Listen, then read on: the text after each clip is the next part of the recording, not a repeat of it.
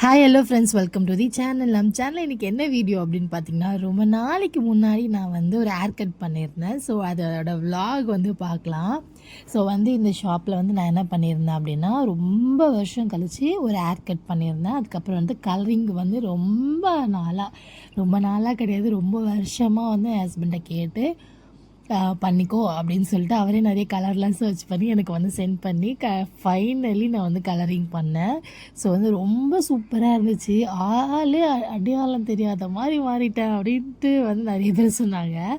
So வந்து hair வந்து செம்ம லாங்காக இருந்துச்சு, ரொம்ப ஹெல்த்தியாகவும் இருந்தது. இருந்தாலும் வந்து எனக்கு இவ்வளோ நீட்லாம் முடி வளர்த்தா எனக்கு வந்து அதிகமாக வந்து தலைவலிக்கிற மாதிரி வந்து ஃபீல் ஆகும்.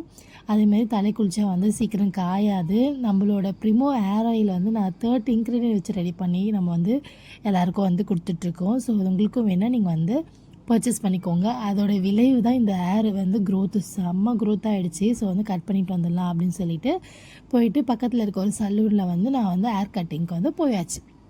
சரி போயிட்டு அங்கே வந்து கன்சல்டேஷன் அதெல்லாம் வந்து கொடுத்தாங்க. எந்த மாதிரி ஹேர் கட் பண்ண போகிறீங்க, எந்த மாதிரி கலர் சூஸ் பண்ண போகிறீங்க அப்படின்னு சொல்லிட்டு நிறைய கேட்டுட்டு இருந்தாங்க. ஸோ வந்து காலையில் ஒரு 10 மணி போல் அப்பாயின்மெண்ட் வாங்கிட்டு நானும் போனேன். எனக்கு வந்து இவ்வளோ நேரம் ஆகும்லாம் எனக்கு சத்தியமாக தெரியாது. என் புருஷன் காத்திருந்து காலங்கள் போகுது அப்படின்னு பாட்டு பாடிட்டு உட்காண்ட்ருக்க நிலைமையாகி போச்சு. அவ்வளோ நேரம் ஆயிடுச்சு. தாரிகா பாப்பாவை எடுத்துகிட்டு போய் அம்மா கிட்ட விட்டுட்டு போனேன். அம்மா என்ன இவ்வளோ நேரமாக ஒரு ஹேர் கட் பண்ணுறதுக்கு அந்த மாதிரி டென்ஷன் ஆகிட்டாங்க. அதுக்கப்புறம் வந்து ஏன்னா நம்ம எக்ஸ்பெக்ட் பண்ணி ஒரு 2 ஹவர்ஸ் அப்படின்னு சொல்லிட்டு போனோம். ஆனால் அங்கே அவ்வளோ நேரம் ஆயிடுச்சு. ஸோ ஃபைனல் அவுட்புட் எப்படி இருக்குன்னு பாருங்கள். வேறு மாதிரி இருக்குல்ல, வாவ் அப்படி இருந்துச்சு. கலரிங்குமே வந்து செம்மையாக இருந்துச்சு. இப்போ பார்க்கும்போது இந்த மாதிரி இருக்கா, நம்ம கொஞ்சம் சன்லைட்டில் போனால் வேறு கலரில் சேஞ்ச் ஆகும். அதே மாதிரி வந்து டே லைட்டில், நைட் லைட்டில் அந்த மாதிரி டிஃப்ரெண்ட்டாக இருந்துச்சு கலரிங்கே. போக போக ஃபேடும் ஆகுது. ஸோ வந்து இப்போ கேட்டிங்கன்னா தலை வந்து ரொம்ப கேவலமாக மாறிடுச்சு. ஸோ அந்த டைமுக்கு பார்க்கும்போது இந்த மாதிரி அயனிங் அதுக்கப்புறம் இதெல்லாம் பண்ணி பார்க்கும்போது ரொம்ப சூப்பராக இருந்துச்சு. ப்ளோ ட்ரை பண்ணி பார்க்கும்போது எனக்கு அடிக்கடிக்கு இருக்கிற ஒரே கனவு என்னன்னு பார்த்தீங்கன்னா, இந்த ஹேர் கலரிங் பண்ணணும், அடுத்து வந்து டேட்டூ போடணும். ஆனால் என் ஹஸ்பண்ட் வந்து டேட்டூக்கு மட்டும் அலோவ் பண்ணவே மாட்றாரு.